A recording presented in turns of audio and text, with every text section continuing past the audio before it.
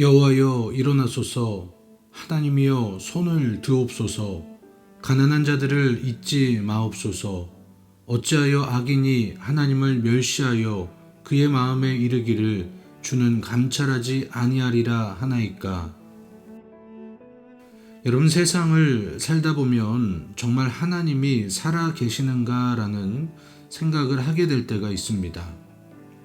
특별히 악인이 번창하고 악한 자가 하나님을 비방하는데도 하나님께서 아무것도 하시지 않는 것처럼 보일 때는 더욱 그러한 마음들이 듭니다.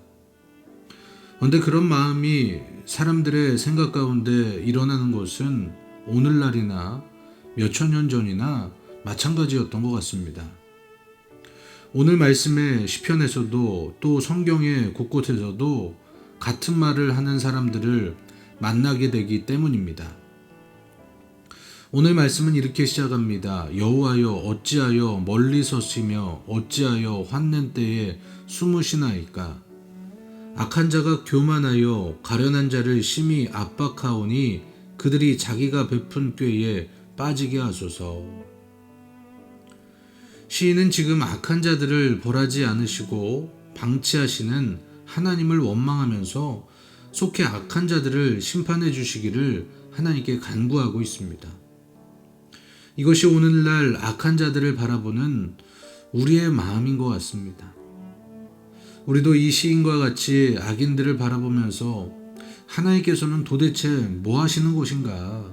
어서 저들을 벌하셨으면 좋겠다라는 생각을 정말 많이 합니다. 그런데 이 시편이 어떻게 끝납니까? 오늘 말씀에 기록된 것처럼 시인은 끝까지 하나님의 심판을 간구합니다. 다시 말하면 그가 원하는 것처럼 하나님의 심판이 악인들에게 속히 임하지는 않았다는 것입니다.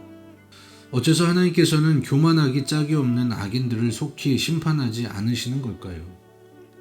시인이 그렇게 애타게 하나님의 심판을 간구해도 왜 하나님께서는 움직이지 않으시는 걸까요? 그 이유를 에스겔서에서는 이렇게 이야기합니다. 주 여호와의 말씀이니라. 나의 삶을 두고 맹세하노니 나는 악인이 죽는 것을 기뻐하지 아니하고 악인이 그의 길에서 돌이켜 떠나 사는 것을 기뻐하노라. 에스겔서 33장 11절의 말씀입니다.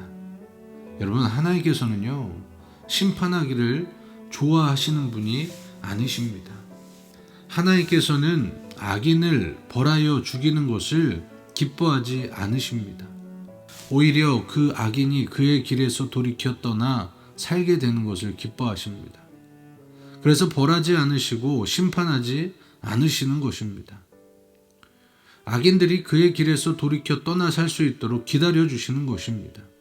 여러분, 이 하나님의 마음은요 악인들을 바라보는 우리들이 품어야 할 마음입니다. 악인을 벌해달라고 하나님께 간구하는 자는 아직 하나님의 마음을요 제대로 알지 못하는 사람입니다. 악인이 기세등등하게 하나님을 비방하는 모습을 볼 때 우리는 그를 바라보시는 하나님의 애통함이 느껴져야 합니다. 우리의 생각으로 하나님을 판단하지 않고 하나님의 생각으로 우리의 마음과 우리의 생각을 채울 수 있게 되기를 소원합니다. 여러분, 이것이 바로 이 시대를 살아가는 우리들이 가져야 할 마음입니다.